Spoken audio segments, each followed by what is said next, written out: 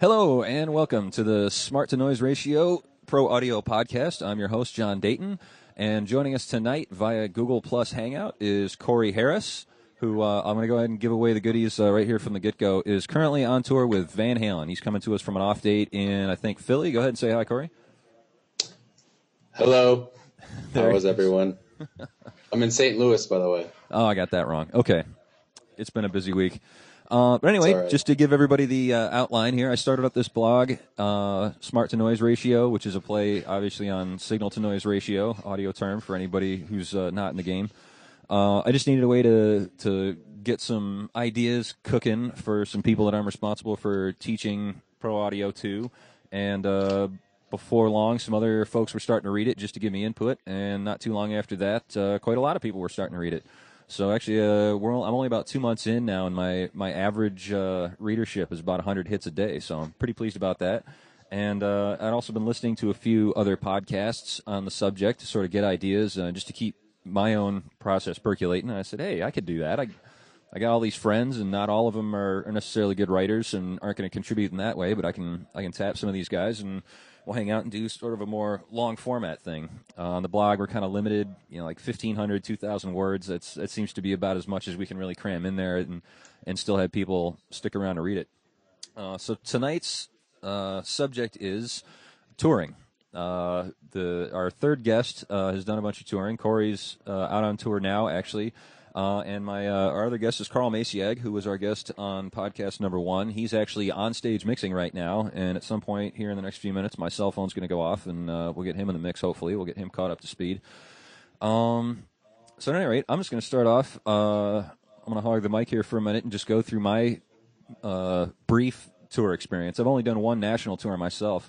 Back in about 2001, I was living in my hometown, and my best friend was working with me at the time. We were working construction together, and he was also a pretty phenomenal bass player. He and I both got tapped to help this guy out. There's this Christian artist down in central New York State named Christopher Hopper who just needed sidemen for a couple of gigs. So he was friends with some folks in Rochester who were friends with my bass player friend who was friends with me. We all got the gig. We actually went out to near Syracuse to meet up with this guy pretty much sight unseen, and loaded the gig in, and those guys just jammed together on stage and hit it off. And about a year later, they were in a proper band together recording an album. It didn't hurt that Christopher's father runs, not Pyramid, but the other big studio down near Ithaca, New York, famous for doing all... Anyway, that's a whole different topic. I won't even get into it. But at any rate, it was a self-booked tour. And basically everybody in the band just utilized every contact they had, cold called a bunch of places too, and they got us booked into everything. Like the smallest gig we played was in a coffee shop where we got paid in sandwiches, and we worked venues all the way up to we played out of doors at UC Davis, and one of the churches we played in LA sat 2,500. It's like a 2,500 or 3,000 cap room. So we really got to run the gamut. And it wasn't just church stuff, too. I mean, they played bars, secular clubs, so we really got to see everything.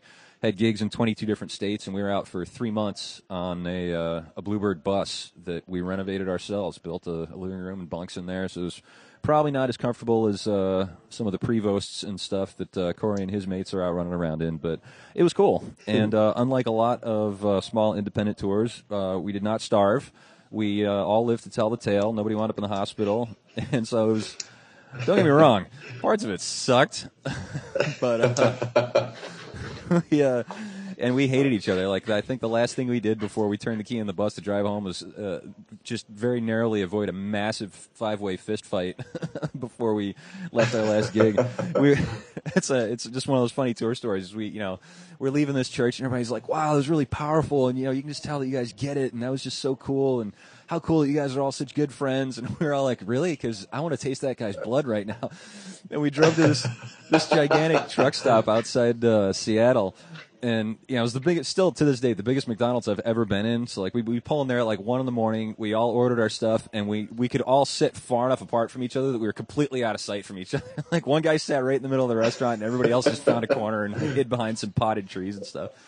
But that was fortunately about as bad as it got. I mean, you can just, no end of touring horror stories about getting stuff stolen and breakdowns and and losing money. Like we definitely didn't get rich, but we at least didn't go in the hole to do it. And nobody came back with any strange tattoos. So that was my one brush with a national tour. And other than that, I did a lot of regional stuff just here in the Northeast. A lot of the Buffalo bands that I worked for and some folks from downstate all they'd hire me. Like for some reason, they would book a bunch of gigs in like Ohio. So we'd go to, like we'd stop in Erie and then hit Pittsburgh or Cleveland or something and come back. And we went out to Boston and just a bunch of stuff in the Northeast where I'd be gone for 2, 3, 4 days at a time.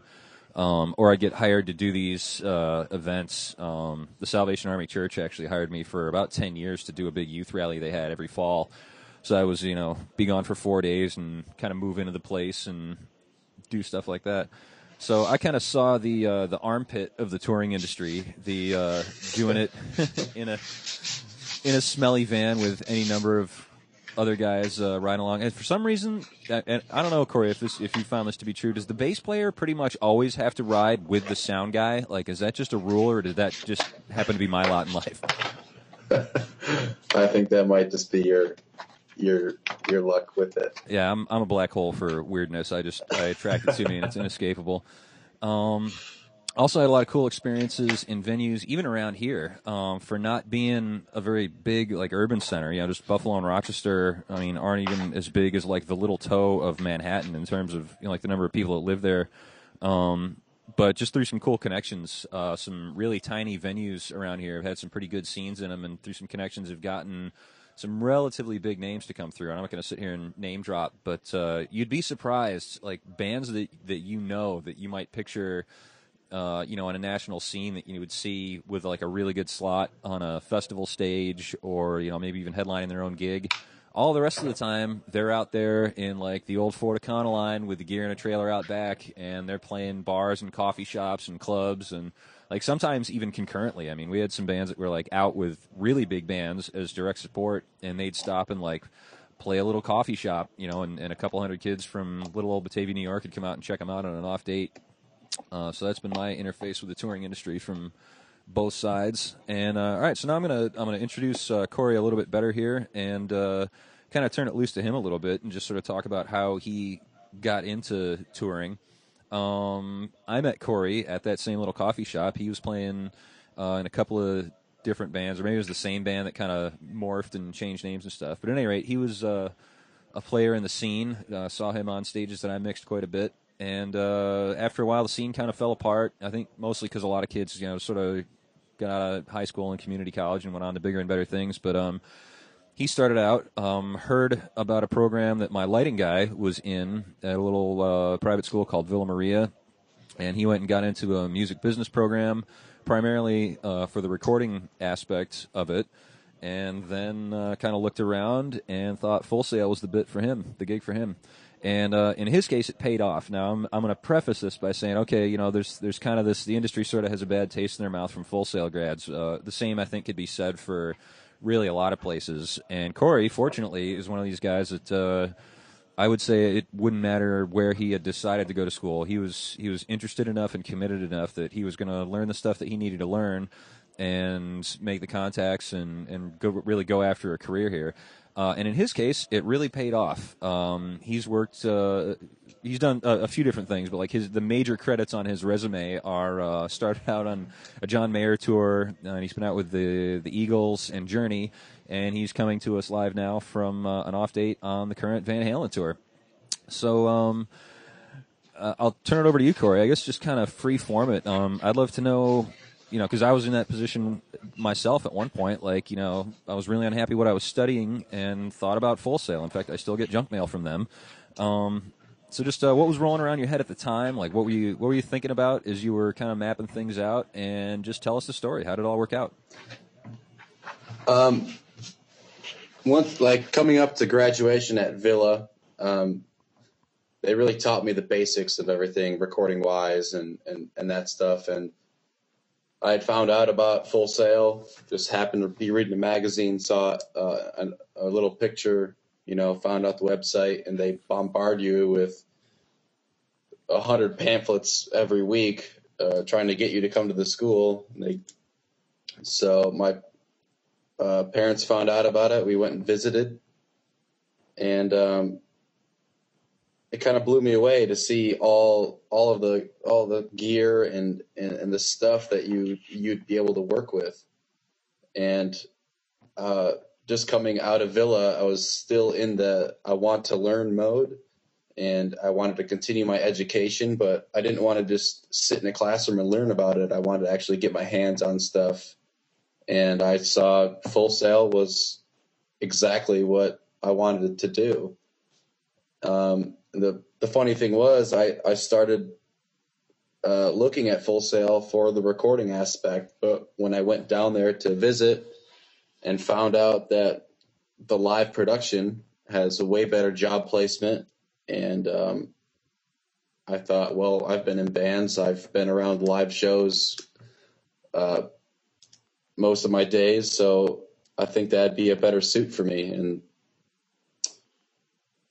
the rest is that. I mean, it's a great school. It does have its reputation, but it's all what you make of it, really.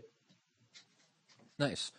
And so coming through all of that and learning what you were going to learn, and again, I'll stress, knowing what I know about Cory, one of those things that's said about Full Scale grads, like, okay, that's great. You can drive an SSL, and you know Pro Tools in and out, or Avid, or whatever your axe is. Now we're going to put you in a club for $10 an hour, and there's a broken Mackie console and some JBLs on stage. And by the way, some of the stuff doesn't work.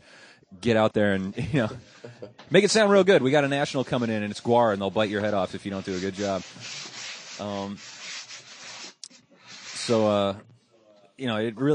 It ain't the meat, it's the motion. Like the guys that come out of that school, or really any other one, I think, it's the drive and the interest and the skill. And it's really, it doesn't matter what you're mixing on. If you can't mix, like I've heard a lot of guys murder like mixes that could have been great on terrific equipment, and I've heard a lot of really compelling performances mixed on really junky equipment that people just lost their minds over, which to get a little reminiscent, do you remember the Hoax at all?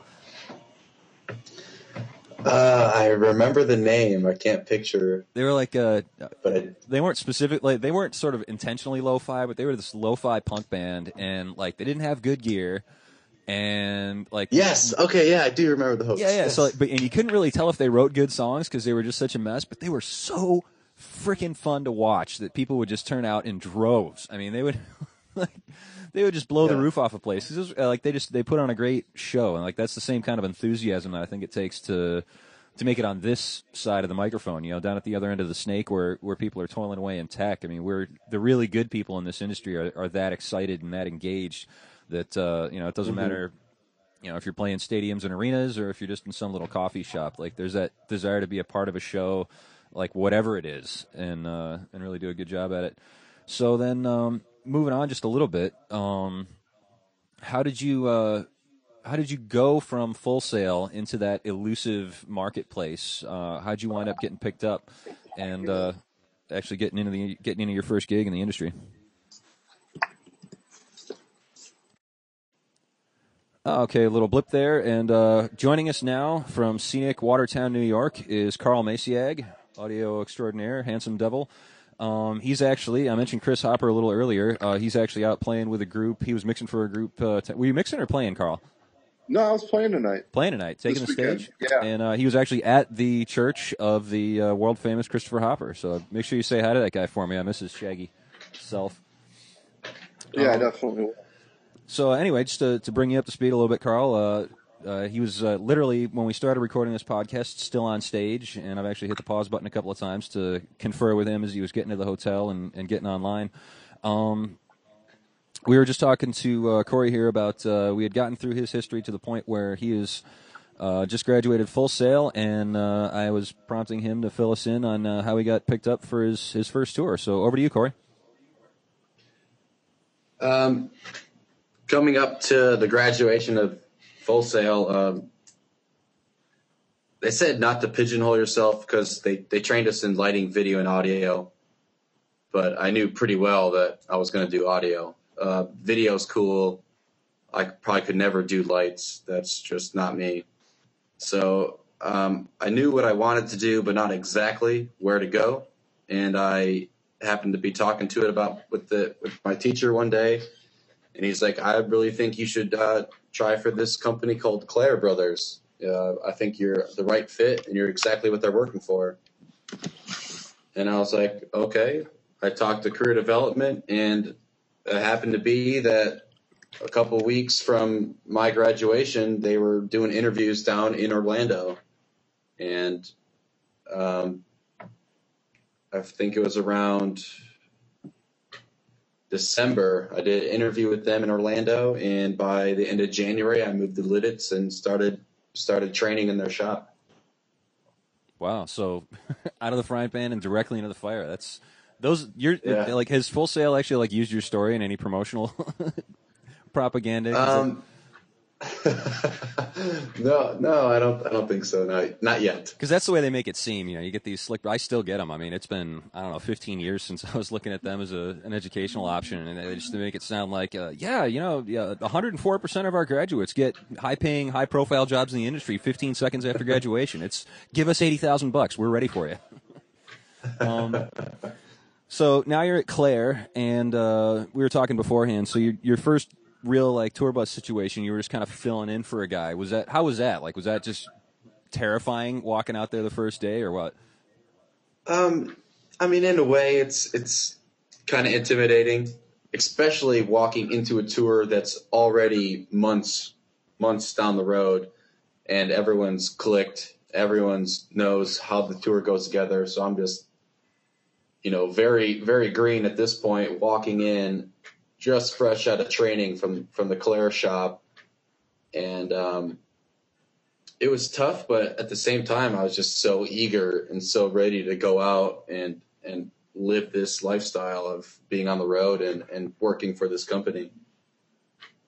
Awesome. And then, so was it a recommendation from there onto your first full tour, or was it like just a sort of a Clair like shop assignment? Like, all right, Harris, you're up next. You're going out with Journey or whoever. Yeah, pretty much. I have a guy, Leon Hopkins, who he works for Clair and basically just manages the crew. He'll give me a call out of the blue and say, "Hey, I got something for you. Are you available?" And I'd be a fool to say no. So anything he calls me with, I'll say yes, and he'll email me a plane ticket a couple weeks later. That's awesome. I'll tell you what, you're at the age and of the constitution to enjoy it. So just keep your bags packed and go. There's definitely a prevalence of young guys your age in the industry. If you look around, like there are those salty old white and gray haired dogs who are out on tour who've been doing it forever. But like by and large, it's young guys who can handle the stress and whose vertebrae haven't blown out yet, and aren't tied down to family or some of them even apartments. Like if you can get a roll going, really all you need is a place to flop for a week or maybe not even that long in between tours, if that's what you really want to do, if you really want to be out. So, well, that's just cool. I know if the 15-year-old me had heard a story like that, I would have definitely been even more inspired to pursue it instead. And in a way, it's just so cool that there's so many, literal educational opportunities. When I was getting into this, like I didn't even have another person to talk to about it. I just had to kind of scrape together some info about it. And just one last question here before we kick the ball over into Karl's court. What kind of stuff are you doing day to day, or tour by tour? What kind of work do they have you doing? The position I have in Clair is I'm an audio tech. PA tech. So my main focus is flying the PA in the morning. We have monitor techs and system engineers, and basically the monitor tech will take care of all the stage patching and all the monitor world, as the system engineer oversees the entire audio crew and just the front of house setup. But my job mainly is just to get power in the morning and start setting up amps and cables and all the speakers and just getting stuff noised and ready to sound check by 2 p.m. or 3 p.m., whatever time the band's coming in. What I wouldn't give to have a guy like you. I've been the lone warrior for a long time, and my back finally gave out. Unfortunately, I can at least say I went down with my boots on. I went down, blew out a lumbar disc, moving my big Soundcraft in my trailer. Now I'm buying really small compact gear, self-powered stuff to throw on a stick and just do little stuff. Cool. Well, I mean, that's just awesome to hear all that stuff. I'm going to turn it over to Karl now, who was his. Hey, can I ask a question first? Go ahead. Yeah, Cory. So you went over to, you got done at Full Sail. You went over to Clair, and they sent you through training. I imagine that they hired you because you already had a grasp of audio in a general sense. So that training, was that more or less to get you acclimated with, how their amp racks wire and, Exactly. how they pack cases and trucks like that, so that you're ready when you're on deck, or what was that? What was that orientation like? Their training is not, this is a microphone cable, this Right. plugs into this. They're expected to know that, which obviously you should be. So it is just learning the Clair brothers way. This is what we do, and this is why we do it. And we've got so many years of why we do it, and this is what we found what works. And it's kind of scary, but you learn it from Dave Lester, and he's a great guy, and he teaches you everything from the ground up, but not from the very, very basics. It's just from the Clair standard, and you're learning the way they want you to behave and operate when you're out on the road, because in actuality, you're representing the company when you're out on this tour. So they want to make sure that everyone's trained the same. Right. And then they have a pretty big install division over there. Do you have the opportunity for crossover work in the off season, or do they keep that separate? They do keep that separate, especially my position. I'm just strictly touring personnel, and they have a completely different warehouse, completely different staff for all the install division. Cool. That's a great opportunity. I'm excited to hear someone from around these parts is finding success with them, and wish you the best doing well there, because it's a great start for you. I appreciate it. All right. Well, now that Cory and I have both dropped our limited touring experiences, mine lowly such as it was, and his more elevated, although somewhat brief. Karl, I know you spent the better part of a couple of years out on the road, but I don't really know. I've never heard all that much about it except for a few anecdotes here and there. So, if I could get you to start out, just give us the outline of how you wound up on the road and how it worked out for you. All right. Well, I was doing a lot of club shows in Buffalo. This show place, the Icon, places like that. So that was a mix of local shows and touring shows. And there would be a couple touring bands that would come through that didn't have an engineer that liked what I was doing, and they would, they'd offer me to go out, but just it always seemed a little sketchy. So I turned those down, but I did get a call one night from a guy named Kevin, who in the band Catch-22, a Scott in from New Jersey, and we have a mutual friend, a promoter in Buffalo, pretty tight with them, and so they called him asking if he could recommend anybody to tour doing sound, and so he gave him my number, and we talked a couple times on the phone, and it was kind of it was really last minute. I think he called me on a Tuesday, and I think the following Monday, I had to meet up with them on that tour. So it was like 2 phone conversations, and I committed to doing it. So that tour was national U.S. tour. I forget how long. It was close to 3 months long, and they were support for Real Big Fish and for most of the dates they were main support. How it worked, it was regionally. They had a band from the East Coast, the Midwest, and the West Coast. And so wherever we were on the map, whatever band basically was closer to their home, they got main support on the tour. So, all New England, the East Coast, through Texas, I believe, we were main support. And all club shows, the only sound gear that we were carrying was I had my mic kit with me. So it was a different desk, a different PA, a different crew every night. And it was either, an installed rig in a club or, we did a lot of outdoor events too, whether it was an amphitheater that had a local provider or, whatever. It was, I was seeing something new. So that was in 2004. So at the time, digital desks weren't as prevalent as they are now. And so I had never mixed digital before up to that point. And my first show with this band was in Montreal, and they had this awesome VDOS rig and an innovation digital desk, which I had never seen before, except for in advertisements in the rags.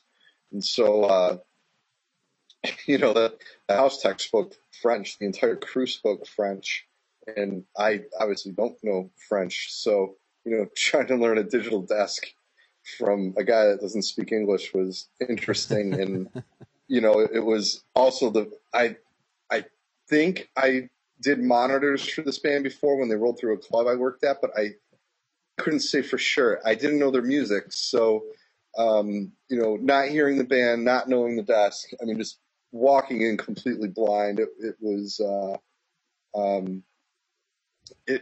was pissing my pants. It was just, nerve wracking. Thankfully though, Tom Ames, who probably still is Real Big Fish's tour manager, gave me sound checks for the first 8 or 10 days that we were on the tour, which was awesome because typically, main support doesn't get sound checks on the club shows. The schedules just don't allow it. So, thankfully I was able to at least get stuff up and running and kind of get used to how the guys sound checked. And then after that, it was literally, a line check and go. So, the traveling was good. I think the biggest challenge that I faced was dealing with a different local crew every night. And it was a real big gamble on, a lot of bands. It was like it was a 5-band show. A lot of inputs, mostly ska bands. And really my biggest challenge was, I have a 15-minute changeover and I have to trust the house tech to patch everything right, which your basic was nightmare. a nightmare. I started placing bets with an over-under of 4 wrong inputs, and let's see what we end up with. And a lot of times the band would have to cut a song out of their set because we were waiting for house techs to patch stuff the right way. And I even went as far as making up stage plots for all of the opening bands, an input list for all of the opening bands, and giving the house tech suggestions for how they could make their night easier. And still half the time, these guys weren't reading them. So that was my biggest challenge. Thankfully the band was understanding, and they knew I was doing my best. I think it came to a head. We were in, I'll never forget this night for a lot of different reasons, but we were in Delaware, and the show was just a mess. I think the guy that owned the PA, it was a nice PA, but I think he just hired his kids and his kids' friends to be the crew. Ugh. So, it was 25 minutes just to get the stage patched right. And at that point, I'm like, well, screw it. We're not line checking, just go. And So the band played, and I just, did my best to make it work. And then we get done, and the local guys lost my vocal microphones somehow. Just, they couldn't find them. Ugh. And I'm just like, well, find them. I'll be standing outside chain smoking until you find them. And, finally after an hour or something like that, my mics magically reappeared, and, that was just like, okay. It was a lesson in patience, because I was flying off the handle, and that wasn't the most professional way to act, even if it was warranted in my head at the time. But, lots of good experiences, though. I think we played maybe 4 or 5 House of Blues venues, which were all top notch. Played the Vegas one, which was great. The Norva in Norfolk, Virginia. That was awesome. VDOS rig in the club, and really good stuff. The pageant in St. Louis. Really people that really take pride in putting on quality events, and those were cool places to go to and cool people to work with. And I learned a lot. I learned a lot from the other engineers on the tour. Not only the technical things, but Tom Ames especially was really helpful. Making sure I kept my attitude in check when stuff like that Delaware gig happened, or just different silly stuff like that. He'd been around a long time, and he just really tried to teach me not to freak out and sweat that stuff. And I think I'm the better for working with a guy like that.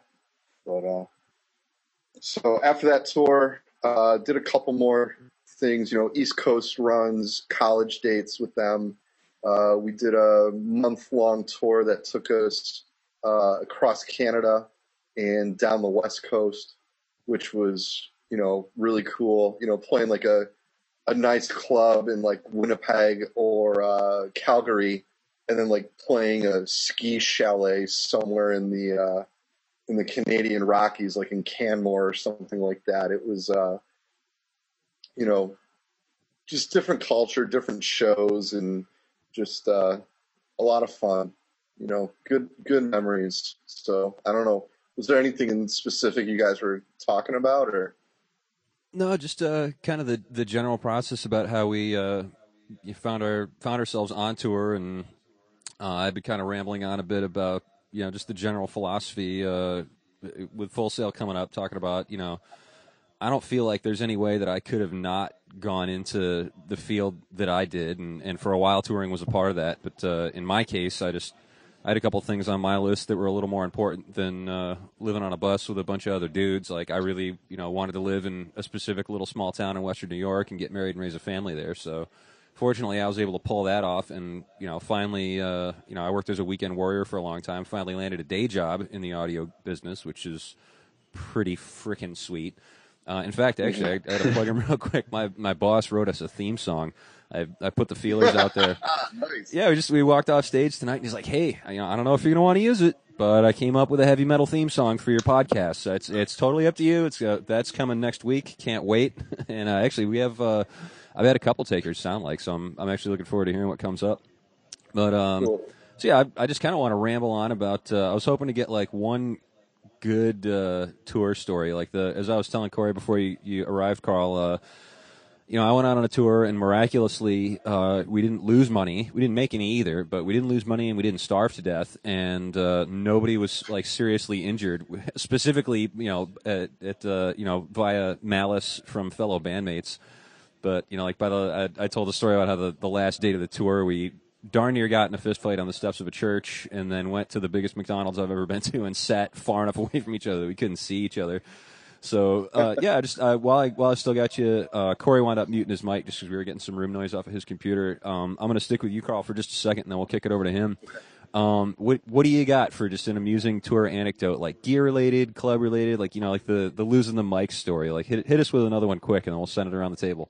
Holy cow! There's so many of them. I know. Just pick one. It doesn't even have to be the best one. Just pick one at random. Yeah, it seemed every night was a venture. Okay, so we had to get from I think it was the Dallas-Fort Worth area, and we had nothing booked in. How did that work? Yeah, we had nothing booked in Arizona, but on the way back we did. So we had to get from Fort Worth to Anaheim, and we had 2 days to do it, and that was a bus tour for us. So we had to stop so our bus driver could sleep. So we stopped in this little town. I can't believe I remember the name of it. It's called Lordsburg, New Mexico, and I believe it's in the northwest corner of New Mexico. And I mean, it was like, I doubt more than 500 people live there. The reason we stopped there was because there was a Holiday Inn and there was a laundromat within walking distance so we could do laundry. I'm pretty sure the laundromat sold guns too, or something, or it was like attached or something. It was just bizarre. So it was a nice day off. I don't think we hadn't had a day off in probably 3 weeks before this day. And so it was cool. It was hot. It was, end of July. Got to swim in the pool, got laundry done. And then we had a little grill that we kept in the bay of the bus, and we had, an easy up tent and stuff like that. So we went to the Walmart, and bought some food to grill up. And, there were some mountains surrounding it. It was just, like your typical desert scenic thing, little lizards running around and all that. And so we're outside and we're grilling food, and we're at the bus, and the bus is parked a ways from the hotel. And all of a sudden, from over the mountains, this black cloud is just approaching us, and it's just this wall as far as we can see across the horizon. So we're like, all right, well, maybe it's just raining in the mountains. We didn't think it was going to come towards us. About 5 to 10 minutes later, out of nowhere, a helicopter lands right next to the bus. Okay, so the people get out of the helicopter, like, what's going on? There's like, oh, well, there's weather. We can't fly through it. Oh, all right, cool. Gave them a beer, asked them if they wanted a burger, whatever. 2 minutes later, another helicopter lands next to the first helicopter. The guys are like, yeah, there's weather. We can't get around it. So, I think they went to like the hotel bar or something like that. Well, we're still outside grilling. All of a sudden, there's this big brown wall heading towards us, and it's this dust storm. And we had our easy up tent, and it was a little breezy, so we like bungee corded it to a side view mirror of the bus. Well, this wind picks up, and it completely turned the tent inside out. It like whipped it up in the air. It snapped all the legs. It was just a mess. The grill, tipped over like we were on, desert sand. So thankfully no fire started. And then all this dust is just flying at us.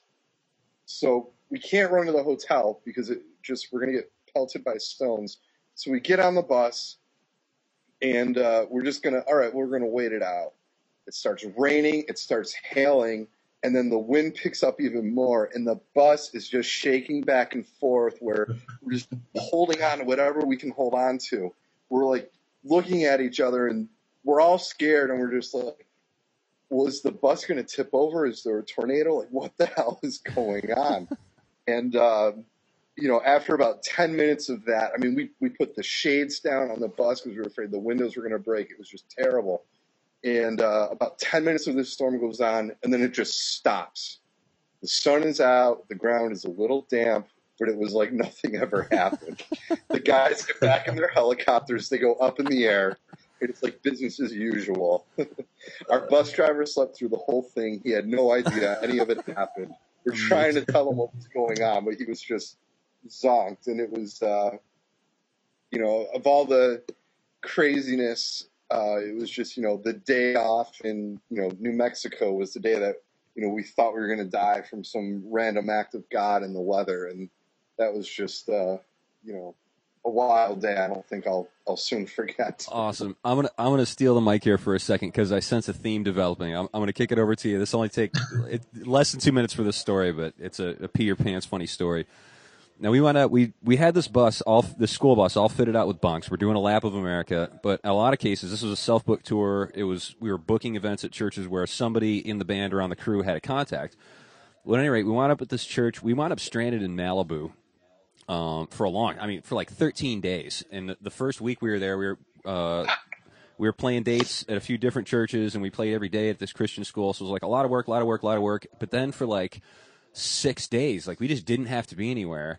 And this family was like, "Yeah, it's cool. Just stay here. You know, we got this extra car. You know, have the SUV, take the Bronco." Whatever. And they just fed us, and we watched all their movies, and hung out with their kids and stuff. Well, anyway, they lived in this development, and it was like, streets of houses, but then everybody's backyard was a canal because it was, event you could get in your barge or your sailboat or your jet skis or whatever and go down your canal and then merge with another canal and then hit an intersection and then go down another canal, and they kept getting wider and wider till you get out to the ocean. So here we are, it's day 19. There are no DVDs left on the island. So we're bored out of our skulls. We had this little inflatable raft, and it was the middle of the night. Here we are, a bunch of kids on a Christian tour. We didn't want anybody to know that we smoked. Not that it wasn't completely freaking obvious to all these church families that we stayed with. But anyway, we at least made the effort. So me and the bass player pile in this little inflatable dinghy, and we're just rowing out down the canal. It's the middle of the night. We're sneaking out to have a smoke. We go down to this big intersection. It was pretty good size where all these canals sort of met. And there's a Coast Guard station there, and there's just 500 feet of glass, black in every direction, and just little houses and cottages, and everybody's boats tied up all around the outside. So we're sitting in this dinghy, smoking, and playing a game we called Worst Case Scenario. So this is what he and I would do. We were both completely terrified of everything, but we had to just go and do it anyway. So first day on the tour, he's like, "Johnny, you're driving a bus that is also our house, without the correct license or insurance. How do you feel about this?" And so, to get our minds off all this, we'd play worst case scenario. So anyway, we're laying in this dinghy. He goes, "All right, Johnny, worst case scenario. We're laying here, enjoying the starry evening. Tentacle pops out of the water, grabs me, yanks me out of the boat. What do you do?" I draw breath to reply to him, and a pelican dive bombed us and went into the water. It made contact with the dinghy. I took a little longer getting there than I wanted. So, of course, two grown men totaling 400 pounds between them screamed like Girl Scouts. And we forgot there were paddles. I had my feet in the water kicking, and he was paddling with his hands. And then we come around we didn't think to look up at the Coast Guard station. Those guys were probably just having a time of it watching us. So that was how I almost died in a dinghy out by the Pacific Ocean in Malibu one night. So how about you, Cory? Did you come close to blowing up any auditoriums or stadiums or anything? Or you got a good story about how you almost died?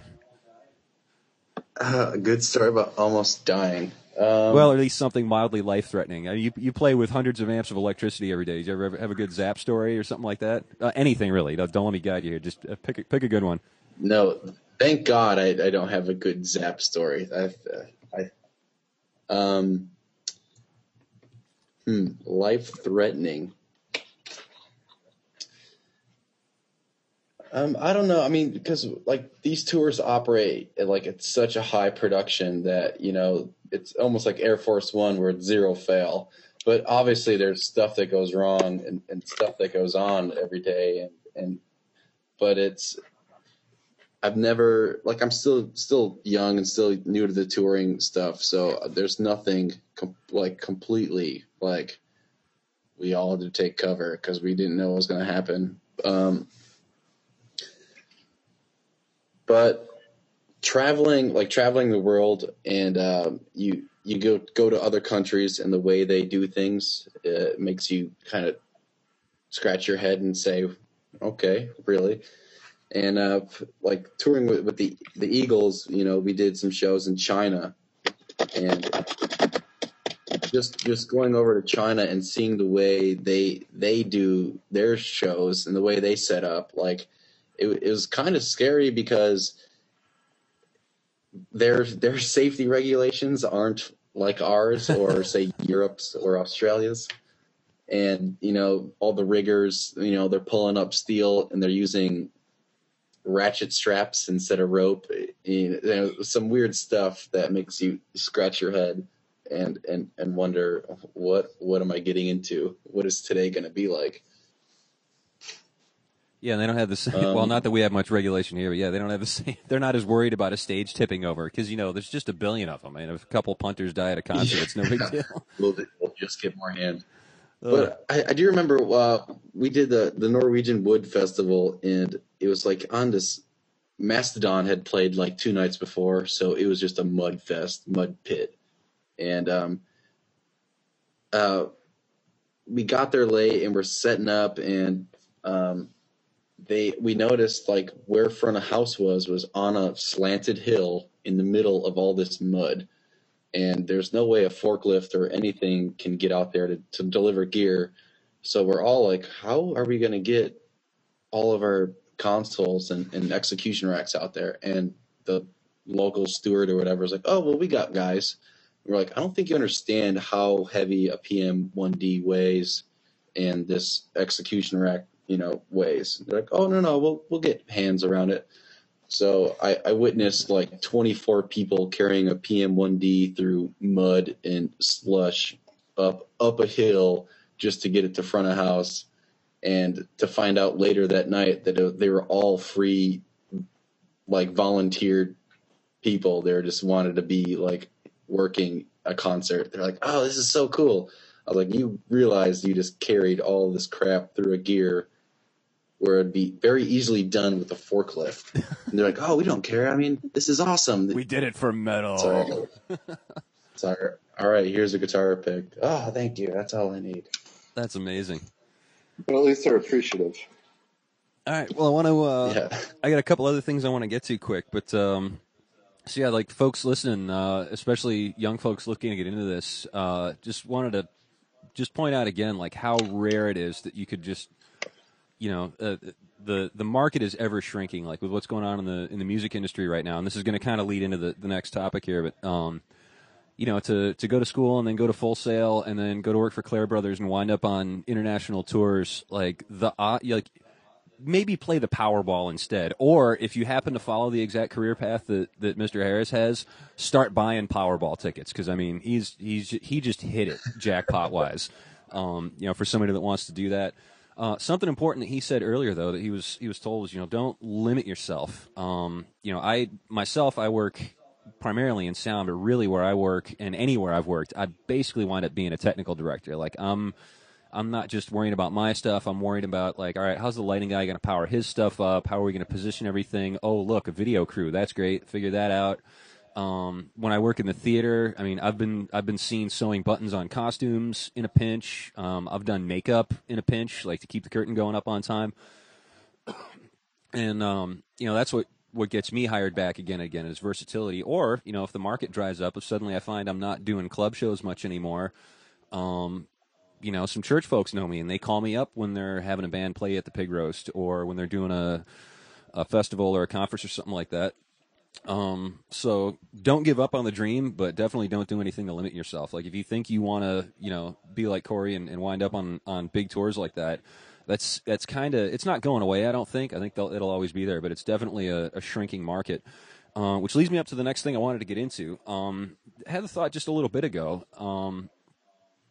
With the music industry sort of like drying up, like big music's a little bit in trouble here with downloading, and not even necessarily illegal downloading, but just the whole market shifting. So like you can't, as a record company, you can't count on everybody like, oh, new record, everybody buy it. Like, well, you could buy one track, or you could just buy the ringtone, which in certain situations is still pretty lucrative, but without as much of guaranteed profit around, like the well-funded big production tours are fewer and farther between. But I think what's really cool is the real proliferation of festivals. I heard the statistic a little bit ago that, like, if you go to Britain, from the entire summer season, like every weekend in the warm season, there are not one but two at least major festivals going on every weekend throughout the summer. And it's starting to catch on here in America finally, but in Europe, I mean, it's like Metal Fest after Metal Fest, and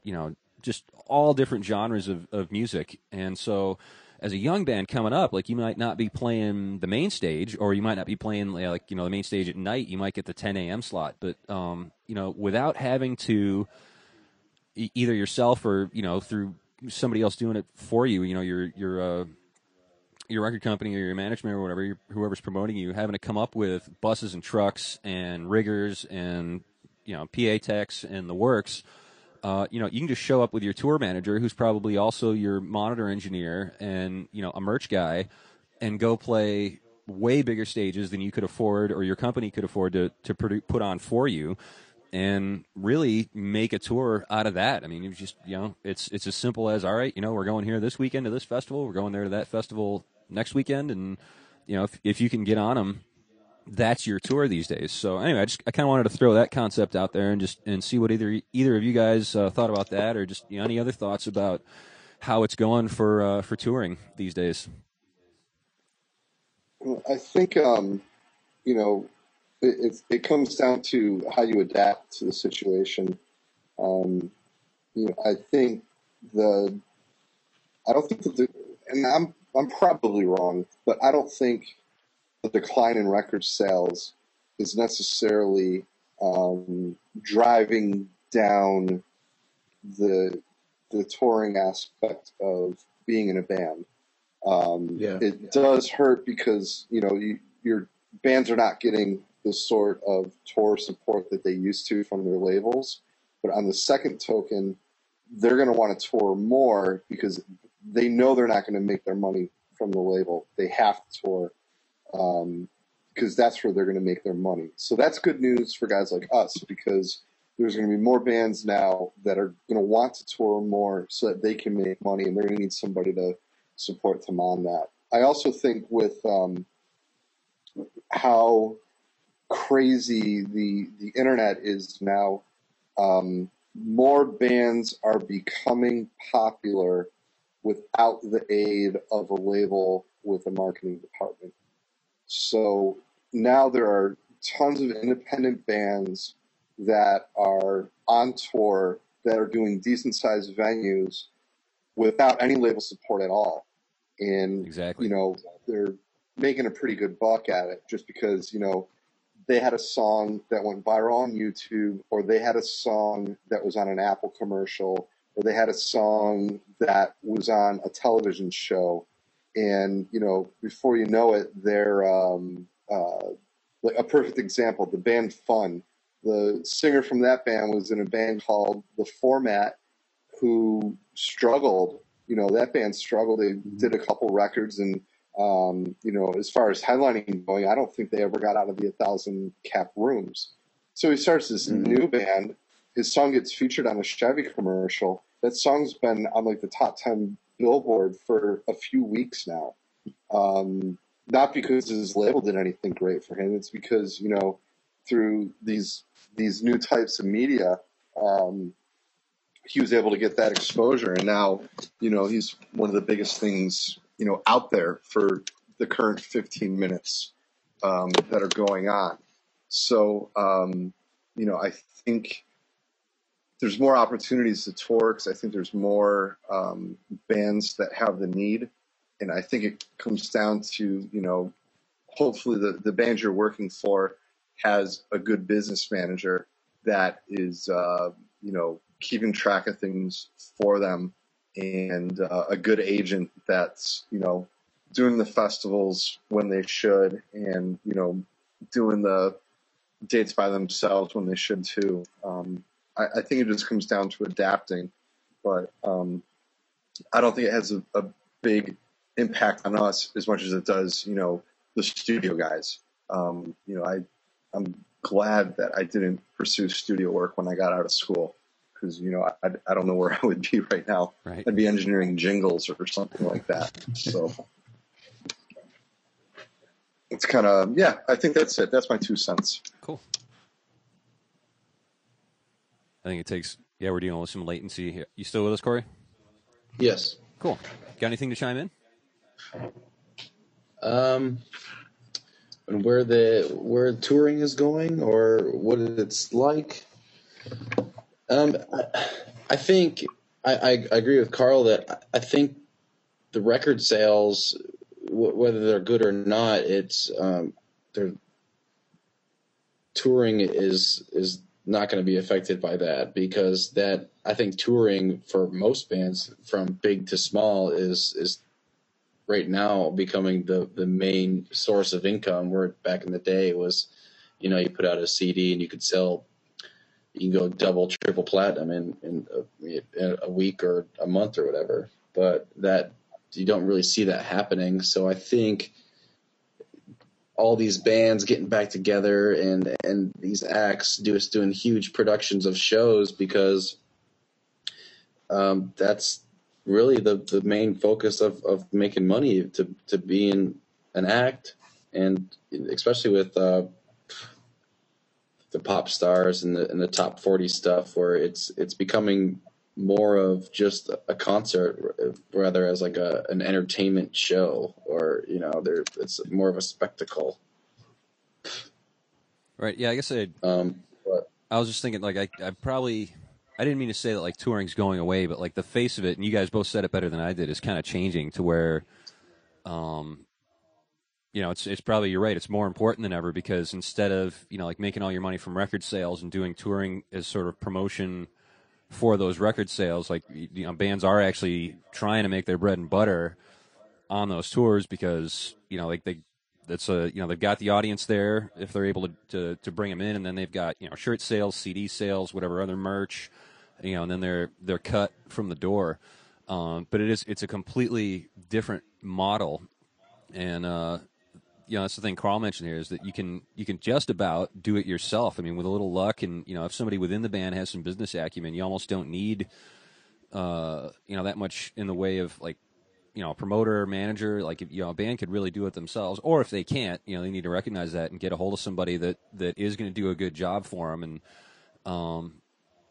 it came up. I can't remember if I heard this or if it was something I sketched out quick in a blog post, but instead of needing to sell a million copies of your record so that you can get your 3 or 5 or 8 cents or whatever per drop to make your money as a band, like if you have 10,000 friends on Facebook and you get them all to buy one tune on iTunes, you just made enough to go back in the studio, make another album, and probably have a decent crack at getting a few dates in out of it too.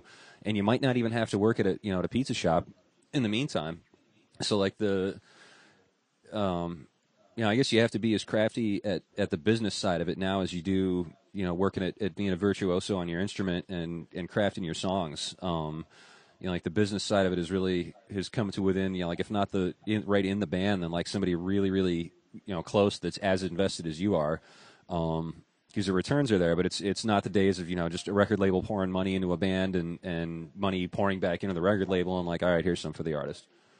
All right, well, we're getting, unless anybody got anything else you want to chime in here? I think we're getting close to about time to wrap it up.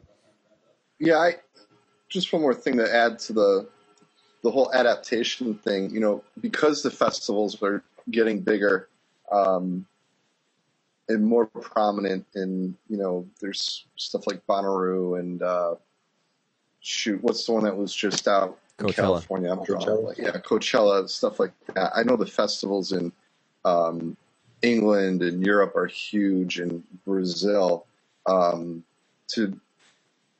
To get to the level of a system engineer to design a system or systems to accommodate the needs for those festivals is quite the niche, because not only are you dealing with a large PA, just for your main front of house, but now you're dealing with basically a distributed system.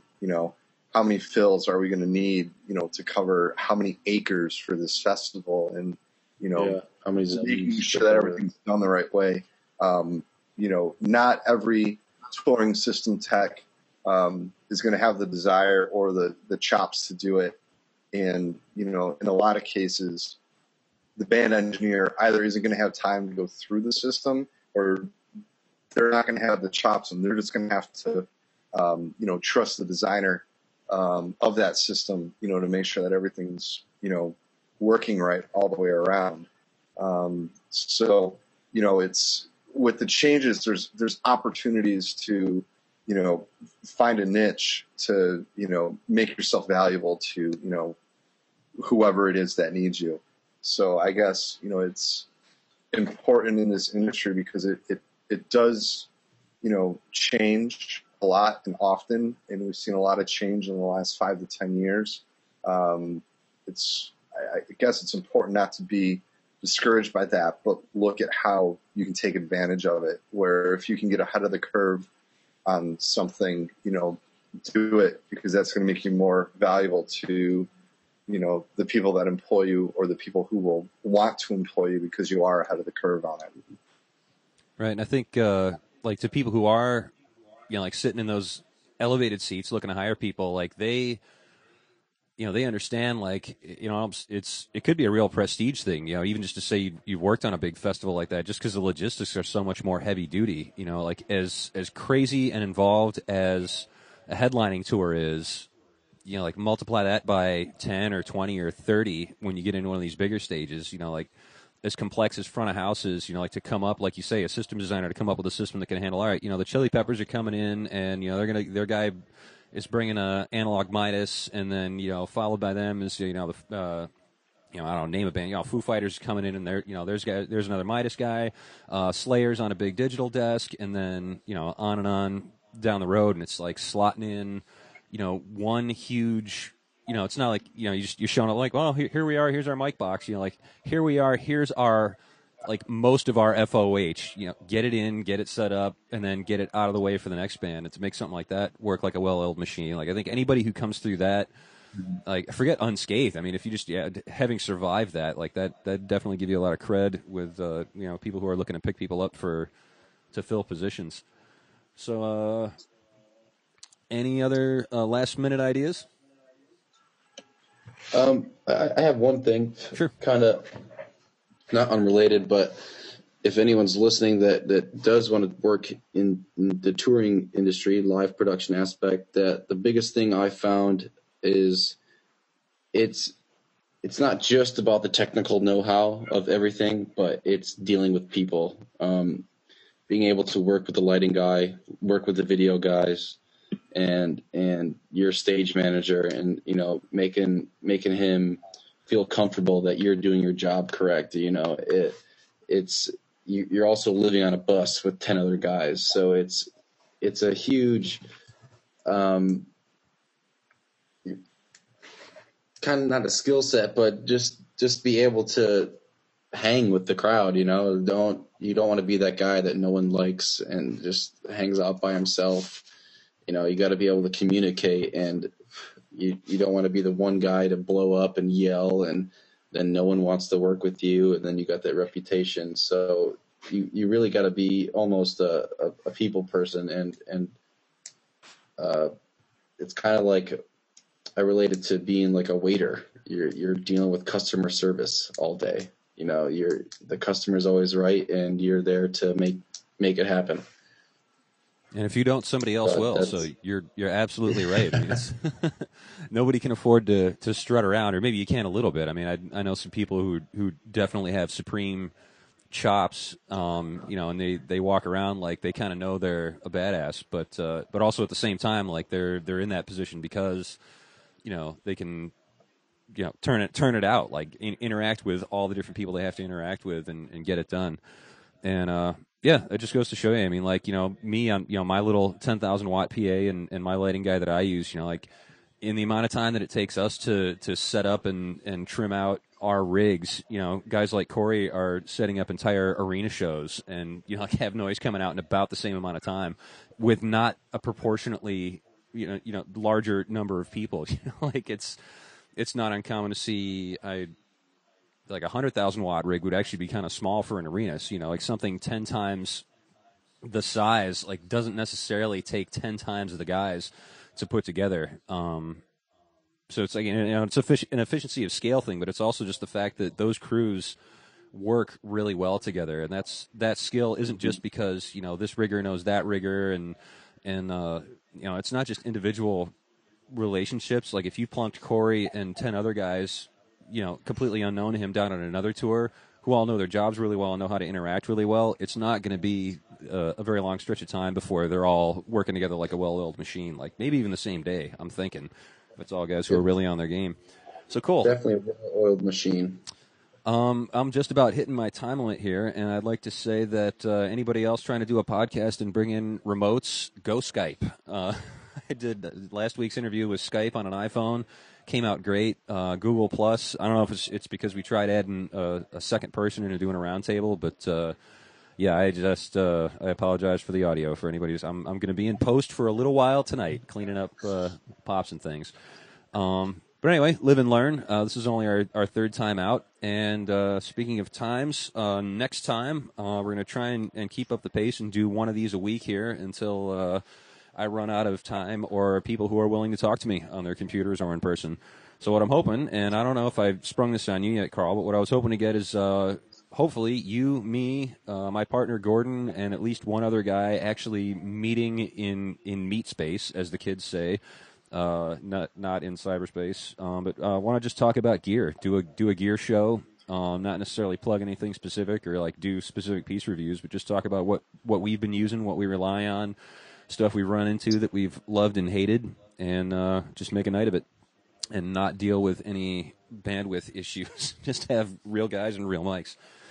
So, all right, I'm going to wrap it up right here. I am John Dayton, your host. I've been here with Karl Maciag and Cory Harris, and we thank you very much for listening, whoever did, and hopefully next weekend the audio quality will be better. Thanks for listening, and theme music next week too, so stay tuned.